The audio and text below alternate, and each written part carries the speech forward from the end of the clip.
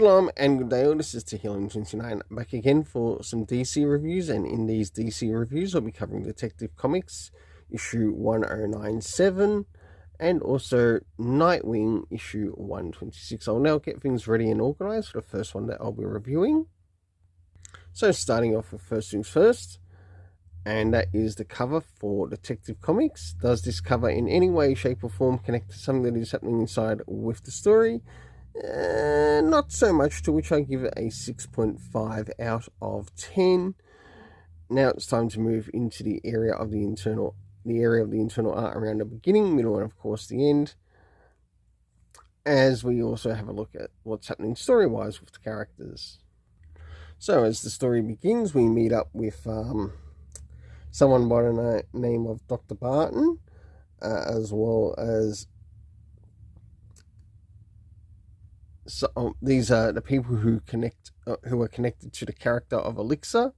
We then return to Gotham, to which we have Harvey Bullock also catching up with Bruce Wayne Batman.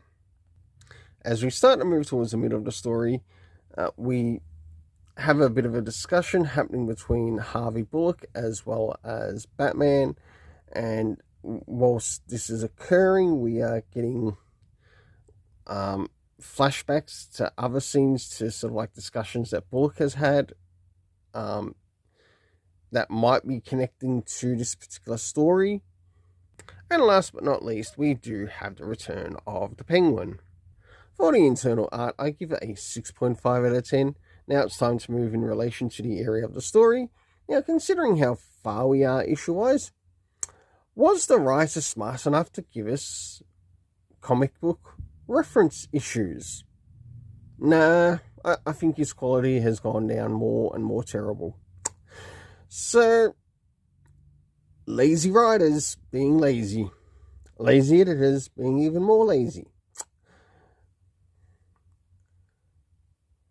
Next is the area of time, to which we had an hour later as well as 8 hours later taking place within the story.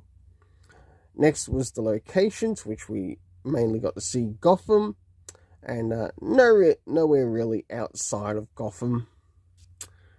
So a lot of deception there on what the cover is showing here. Next is the cast of characters. Of course, we had Bruce Wayne Batman, we had Oracle, we had Penguin, we also had Dr. Barton and Warden Slattery. For the overall rating, I give a 6.5 out of 10. Now it's time to move into Nightwing. So as we start to move into Nightwing, does this cover in any way, shape or form connect to something that is happening inside with the story? Sure enough it does, to which I actually give it a 7.5 out of 10. As we do have a bit of a connection to Captain Hallow, who is actually in this particular issue, and also some things happening with the character of Nightwing. Now it's time to move into the area of the internal art, as we have a look around the beginning, middle, and of course the end, and also what's happening story-wise with the characters. So as the story begins, we catch up with I think it's the commissioner here that's connected to Bloodhaven, and of course we learn about their adopted daughter that they have, and her name is Claire, and Claire will also play a part in something that's going to be happening later on in the story. We get to see a little bit of back and forth between, I guess, mothers and daughter in this particular home, until Captain Hallow decides to invade this home, and Claire is of course saved by the character of Nightwing and returned to her parents. For the internal art, I give it a 7 out of 10, as I actually quite enjoyed it. Next is the area of the story. So first things first, did we get anything comic reference wise? The answer is no. Next is the area of time. No, we didn't.